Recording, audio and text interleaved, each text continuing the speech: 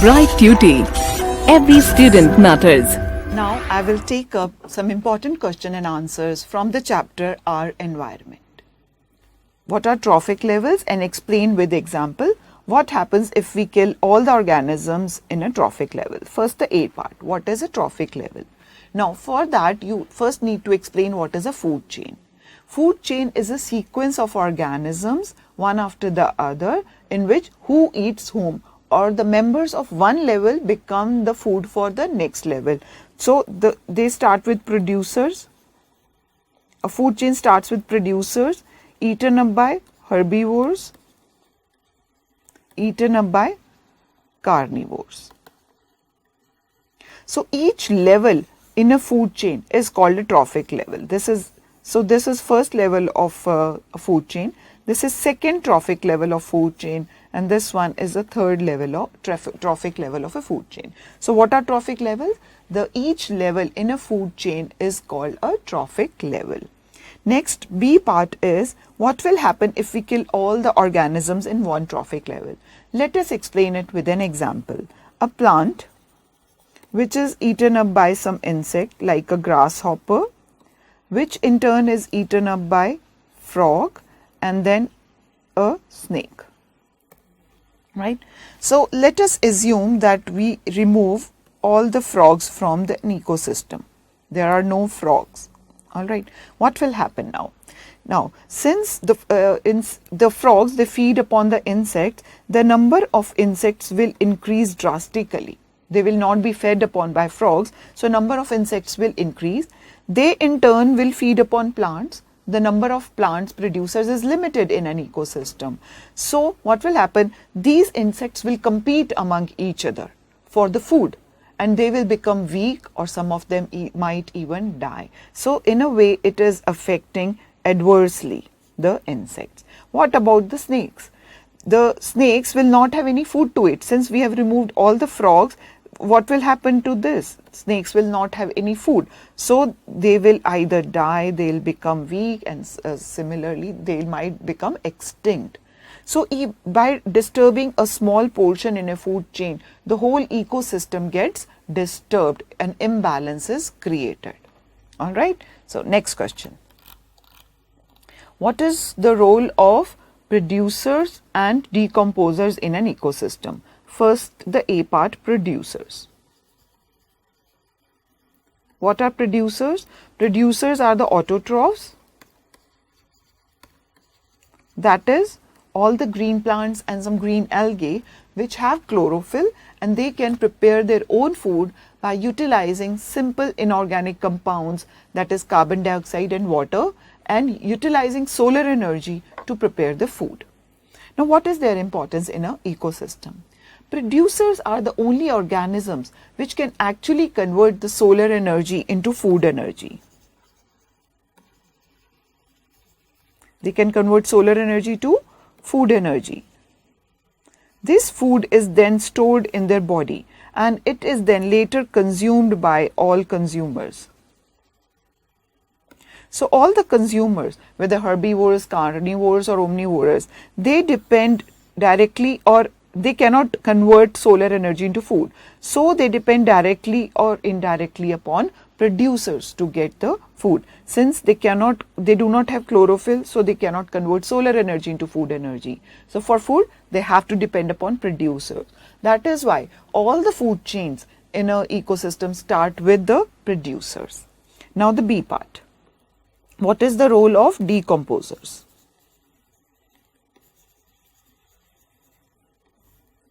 Decomposers have two main roles to play. First, let us understand what are decomposers.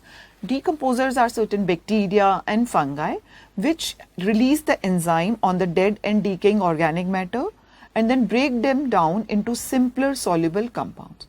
These simpler compounds then get mixed up in the soil. So there are two important functions in their action. First is cleansing action. They are keeping the environment clean. Right? They are decomposing the dead and decaying matter. So the environment is clean. There is more space for the next generation of organisms to grow and flourish.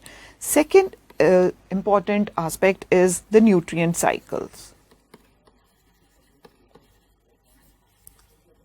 You have read about in previous classes that there are nutrient cycles like oxygen cycle or nitrogen cycles. So the decomposers break them down and break the complex organic matter into smaller nutrients which get mixed up in the soil again, and they are again absorbed by the plants.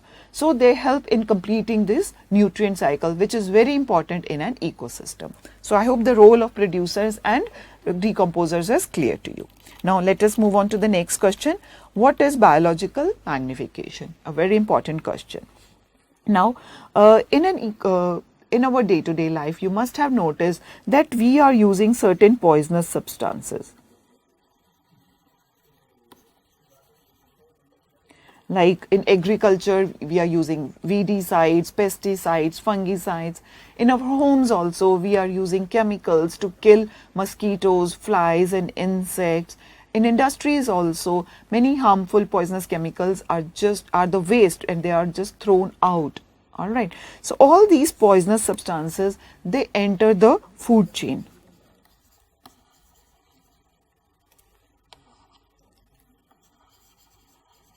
They enter the food chain either through soil, they are absorbed by the plants, or through water. Either through water or plants or through soil, they enter the food chain. Once they enter the food chain, these substances are non-degradable,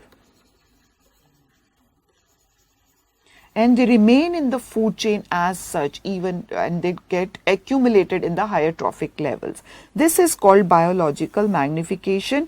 As we move higher in the trophic levels, suppose these are producers, herbivores and carnivores. So if the level of these harmful chemicals, if they enter into the producers, okay, I'll give you an example. Suppose in water there is a harmful chemical with a concentration of 0.2 parts per million. It can reach up to 5 parts per million in a producer. When these plants are eaten up by herbivores repeatedly, the concentration can rise up to 200 parts per million, which is very harmful. Now these herbivores are constantly, every day, they are eaten up by carnivores, and this can rise even up to 1000 parts per million. So again, even the higher trophic level. So this concentration of chemical keeps on increasing. Why? Because these chemicals are non-degradable and they keep on accumulating in the body. They are not degraded. So when a higher organism eats the member of a lower organism, those chemical gets transferred and the concentration keeps on increasing. This is called biological magnification, and this is creating a major problem in the ecosystem, because at the higher levels the concentration is so high that the number of organisms is decreasing. They are dying because of this high concentration of poisonous chemicals. The next question. Give reason. Food chains generally consist of only 3 to 4 steps. So we have seen in a ecological pyramid that food chains have producers, herbivores, carnivores. Sometimes 3, sometimes they might have 4, or at the most 5 trophic levels. What is the reason? The reason is 10% law of energy. Plants absorb only 1% of the solar energy falling on them.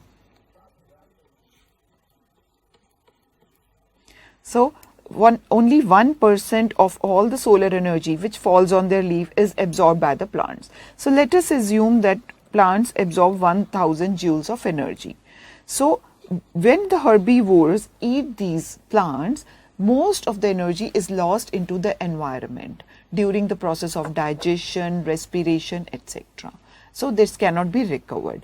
Only 10% of this energy is made available as a body. So 10% of 1000 is 100 joules. This is just an example. So only 100 joules of energy becomes the body of the herbivores. Rest 900 joules is lost in the environment. Out of this 10%, now only 10% of this will be available to the next level, that is 10 joules.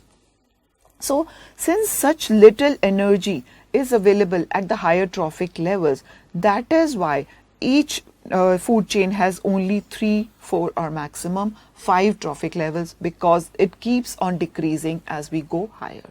This is the reason. Okay, let's move on to the next question. Next question is about ozone. What is ozone? How does it affect the ecosystem? Why the damage to the ozone layer is a cause of concern, and what steps are being taken to limit its damage? So the answer. First, ozone is a molecule containing 3 atoms of oxygen. It is a highly poisonous gas, but its concentration is high in the upper layer of atmosphere, that is the stratosphere layer. The concentration is high. That area is called the ozone layer, where the concentration of ozone is high. Now, how does it affect any ecosystem? What happens when the UV rays fall on the ozone? It is broken down into oxygen and a oxygen atom, oxygen molecule and oxygen atom.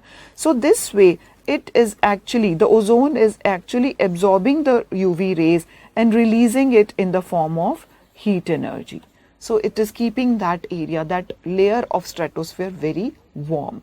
So since the UV rays are absorbed, they do not reach the earth. So it is protecting the earth from the harmful high energy UV rays. Now, why is the damage to the ozone layer a cause of concern? How is the damage caused? First, let's understand that.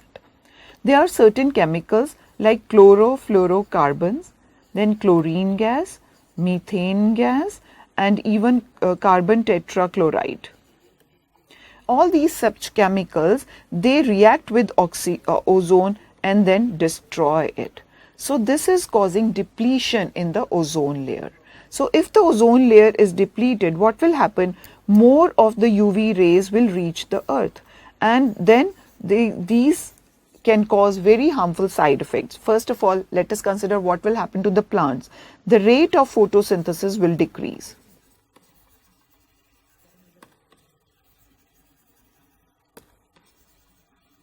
Rate of photosynthesis decreases. To humans, it can limit the eyesight. The eyesight diminishes, and it can even lead to blindness. Then it can cause skin cancer. It can also impair the immune system.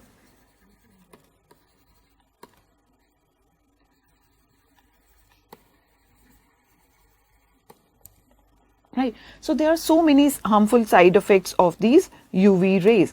So if ozone layer is depleted, more UV rays reach the earth and they cause the harmful effects. That is why damage to the ozone layer is a cause of concern.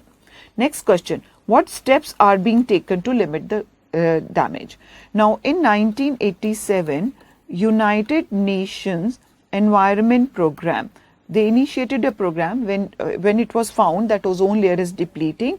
They made all the industrial countries to sign an agreement in which they agreed to limit the use of CFCs, which are the most harmful chemicals, to the level, half the level of 1986. So no more, the countries cannot increase the level of production of CFCs. So what can be done to limit the damages? Just to ban the use of these chemicals and to reduce the global warming. All of us can do our little bit to reduce this harmful effect. Let's move on to the next question. Explain the term unidirectional flow of energy. Now, this is a ecological pyramid representing a food chain. Now, when in a food chain, the producers, they absorb the solar energy. All the ecosystem need an input of solar energy. These producers are consumed by herbivores, which are in turn consumed by carnivores. Now what happens, once this energy is absorbed by the producers, it cannot come back as a solar input. It is not possible. It moves only in one direction. Similarly, once the herbivores have consumed the producers, this energy is no longer available to the producers. Similarly, here also, once the carnivores have consumed the herbivores, that energy cannot be made available to the herbivores. So the energy flows in one direction in a food chain in a biotic community. This is called unidirectional flow of energy. Let's move on to the next question. What is an ecosystem? What are its components? An ecosystem is a self-contained ecological system consisting of biotic and abiotic components. So what does it mean by self-contained? It doesn't need any input. It is a self-contained system, and only input which is required is the solar energy.